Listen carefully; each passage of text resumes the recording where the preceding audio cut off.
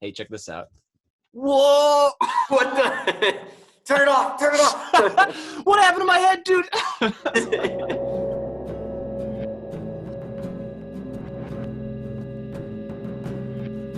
Should we like reference the fact that we haven't recorded one of these in like 3 years?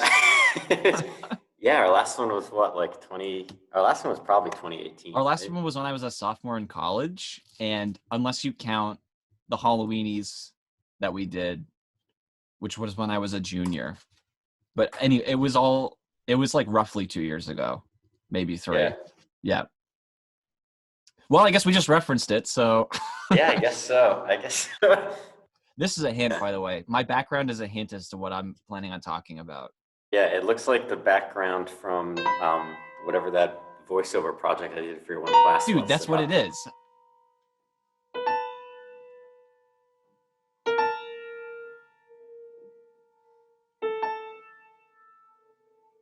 When I was a sophomore in college, as a film major, I had a documentaries class.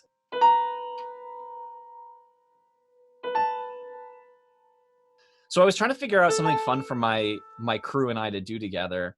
And I came up with an idea that works really well in theory, but is also incredibly difficult to like pull off successfully, which is tracking down abandoned towns and like getting into the history of how they ended up abandoned and the like mysteries and mythology behind them. So that's what we did. We made it. It turned out great. I'm actually going to re-edit it and just fix all the stuff that I was unhappy with as a sophomore in college and, you know, make it like better. But I also thought it'd be really fun to talk about it on this because I think the documentary itself is very fun, but what's even more fun is talking about all the stuff that went into making it, because an abandoned town is very exciting as a concept, but the more people that know about it, the less abandoned it becomes. And it goes from being an abandoned town to being like a historical destination. Like a tourist attraction. So it becomes a question of how do you find places that are abandoned without Googling them? Yeah. Yeah, the top results aren't going to be places no one's heard of. No one's found. Yeah, they're going to be like, oh, gee whiz. Ghost town in Mississippi. Population 600. It's like that's...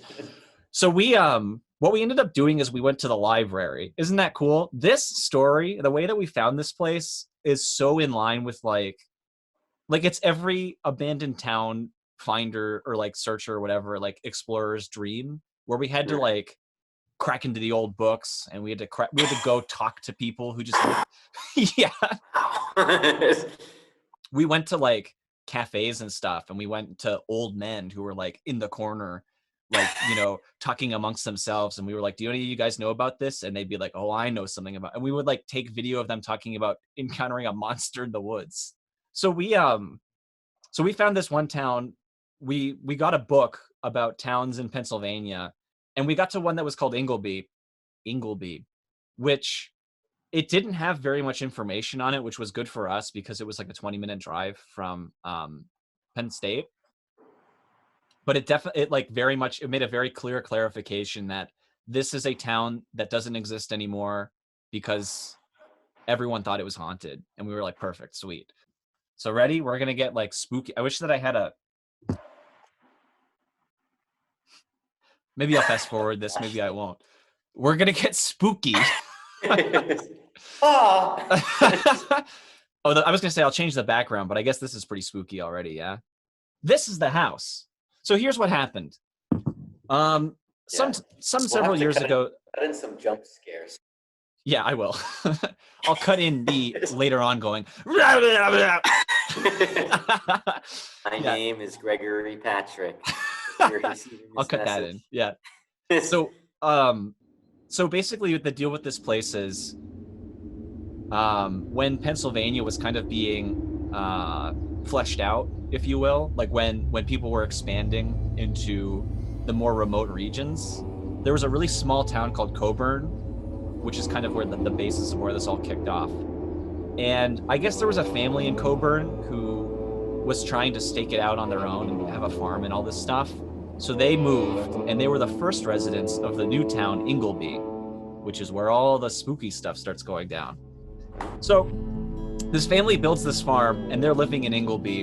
And basically, because they are a community of one house, they have to come into town and get supplies every month or so. And this is like farming equipment and mail and stuff like that, like milk, I would assume. And basically, spooky stuff got kicked off within the first year of them living out there. After maybe 8 months, they just stopped coming.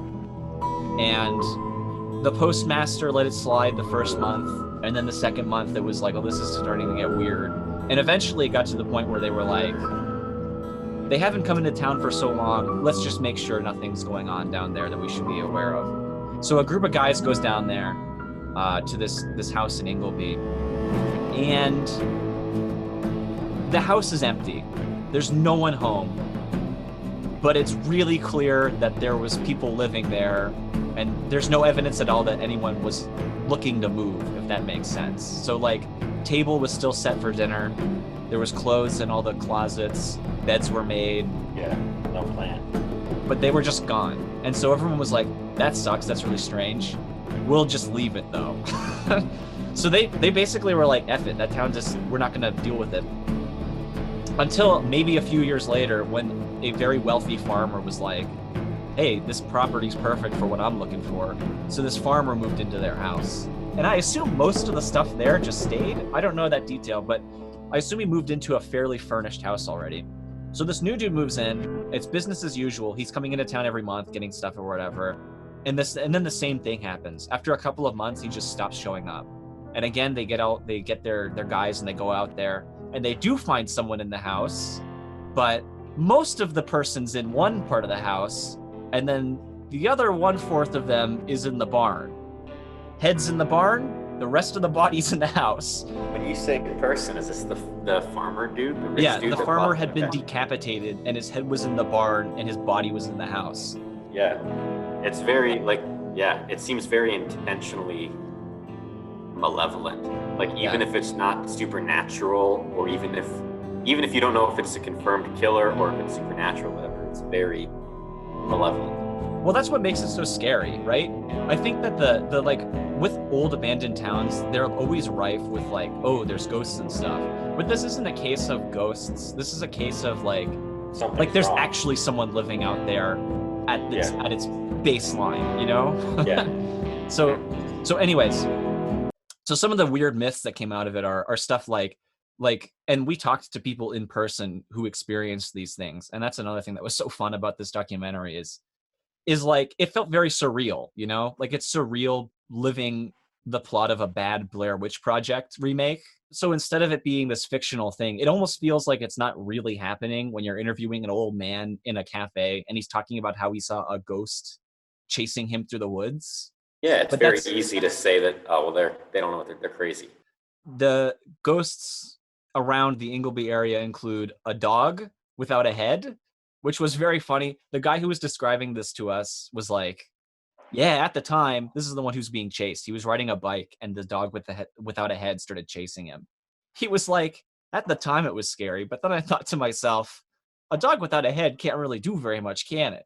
It's missing all No, the the scary important- part of a dog is that. Yeah. We were like, don't say that, dude. I got chased by a really mangy fox one time while I was biking at night. And I mean, the fox was maybe a foot tall, but it was like really mangy. It clearly had something wrong with it. And the thing came out and started hissing at me. And I was on my bike and I got away, but man, was that anytime anything like jumps out at you and it's like, and it like starts coming at you, doesn't matter if it's like a frog, like you're getting out of there. Like it's very fight or flight. So this dude encountered that. The one that I think is really cool, like the presence that is the most. No, sorry. Before we get off the dog, I think the dog also. The scary part about the dog is something did that to the dog, and if it's still operating without a head, there's some supernatural force. Yeah. Right. So the dog is maybe just step one of whatever. Yeah. Maybe you're not going to have a head next. Maybe it takes your. Yeah, exactly. We're adding to the mythology now. Well, you're a dog with a human head, which is scarier. That's so funny. Well, I'll just. Since there's no like definitive mythology for this, when I type all this up, I'll just include that. It's looking for your head. It's a known fact. So anyways, so the dog is super funny. And I guess there's some element of horror to it. So the scariest force in the woods is basically this presence. You can't see it, but you'll know it's there because all of a sudden it feels like you're walking through cobwebs. And we talked to a guy who's friends with the guy who experienced this. The guy who experienced this is like unwilling to talk about it now because it affected him so much. And that's I kind of assume sounds you like didn't what? experience this. I What? assume you didn't. You No, did of course not not. experience No, it? no. I'll tell you. Do you want? Oh, I'll tell you. Oh, I don't believe in ghosts. Look behind you, dude. Yeah. There's a Oh ghost no. right there. What if something came out of that window right now? Yeah. You know what'd be funny? Maybe I'll do this. I'll start putting stuff behind me. Like I'll have someone peek out of the window from behind me. Yeah. So anyways,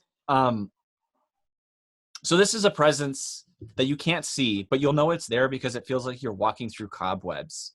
It's the sensation of you're moving somewhere, but you never feel like you're getting any closer to it. But now you're trapped in the woods where someone literally got beheaded for real, you know? Yeah. So Yeah. the other funny thing about doing this research was, like I said, it was going to cafes, it was going to post offices, it was going to high schools and just asking people about it.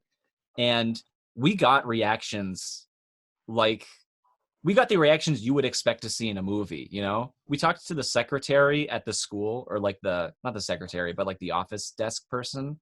And we Mhm. were like, yeah, we're doing this documentary about Ingleby. And she was like, oh yeah, my mom warned me growing up not to go to that haunted house. Like, Oh, wow. Yeah, that's like exactly what you would write somebody to yeah, say. like it's a culture that's very genuine and also very cliche, you know? Like Yeah. we went to cafe and we said, hey, we went to a cafe and we said, hey, we're doing this thing. And this guy was like, oh, I can tell you about that. And he told us what he knew. Actually, this is his picture that he took at the time, like in the 90s. Oh, wow. Yeah. So he told us his stuff and he's like, you should go talk to that guy over there. And we went to talk to that guy and he sent us to the other cafe where we talked to the guys and we, filmed them. And it was Did he this, did he what? take this photo in sepia on purpose? Like color film existed in the 90s. In the 90s, I know. I don't know. I think it was in sepia. Like this is what we did is we just scanned it. So this is his print of the photo, just scanned like digitally. But I don't know I don't know why he took it this way. He definitely framed it as scary. Yeah. One of his other photos is really funny because it's just like he was like, and this one, and he showed us just like a piece of farm equipment that's just like in the dirt. Like there's nothing malevolent about it, but it's in sepia. So I Just get like a photo of a spider on a tree. Ah! It's him peeking out from behind a tree. It's just, and then this one.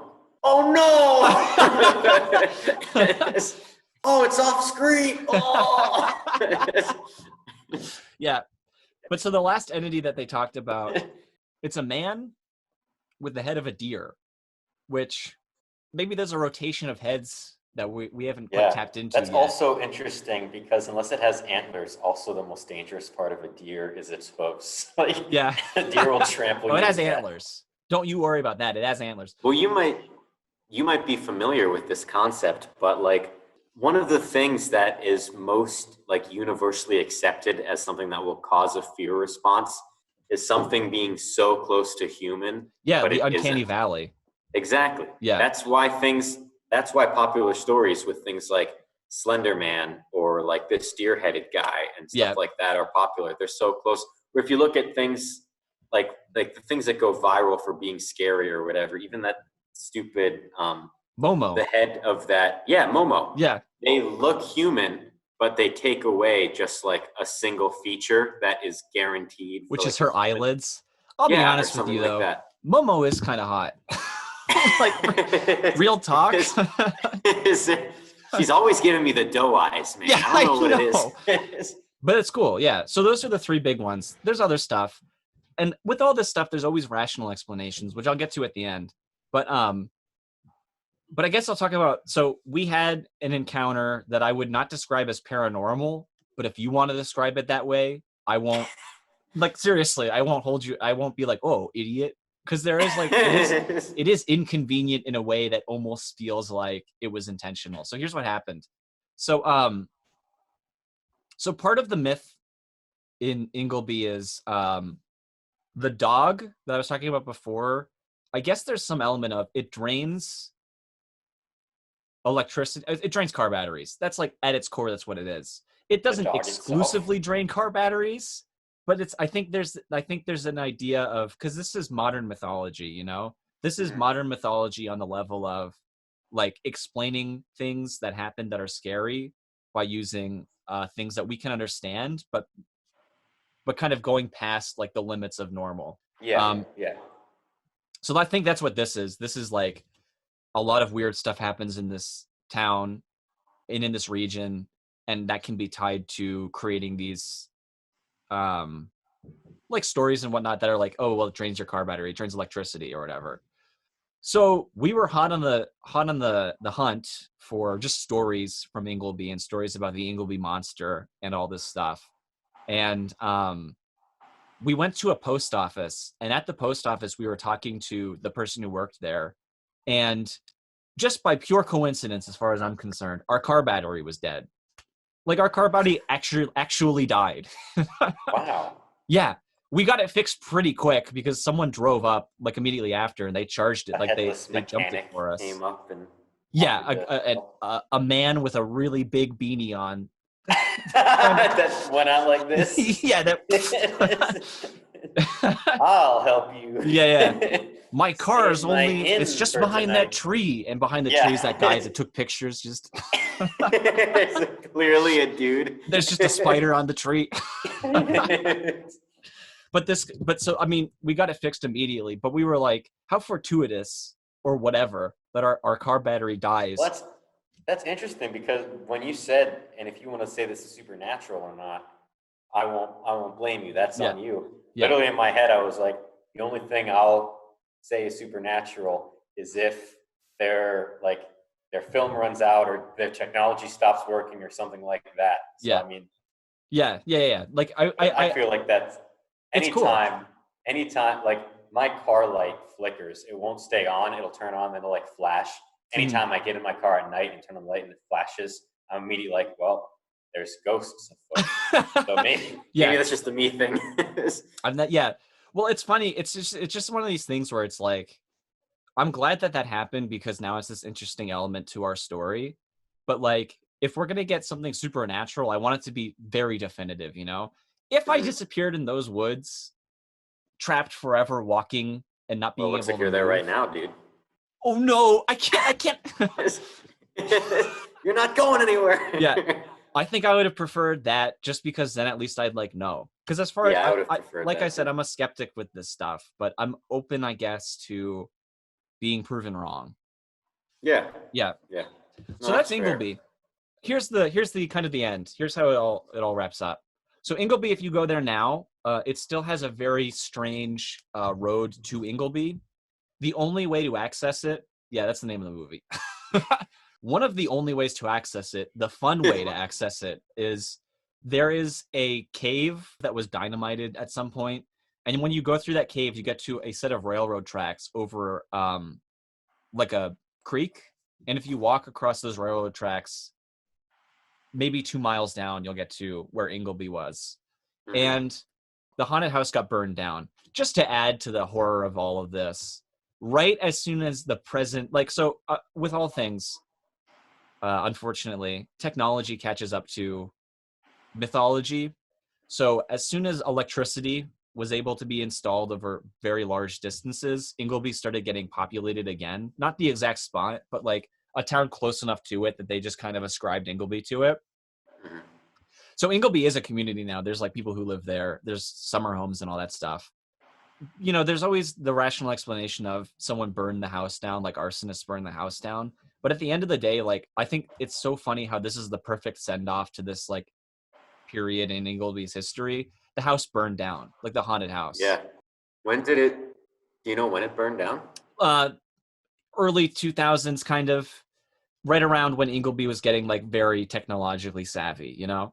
So this isn't we're not talking like ancient history, but we're talking about the end of like a mythological period in Ingleby's history. So anyways, that's Ingleby. That's why Ingleby is cool. But I also think it's why abandoned towns and like modern mythology is cool. Yeah. What I really like about abandoned towns, as I said at the beginning, is the more obscure you find, the more rich the stories are because of how genuine and unfiltered and untouched they've become, you know? Like the people in Ingleby, maybe they don't all believe these stories, but like they know these stories, and these stories are very genuine reactions to things that their town has experienced. So it's cool. Yeah. That's interesting. Yeah. So that's That's why abandoned towns are cool. is cool. It's Yeah. cool. Yeah.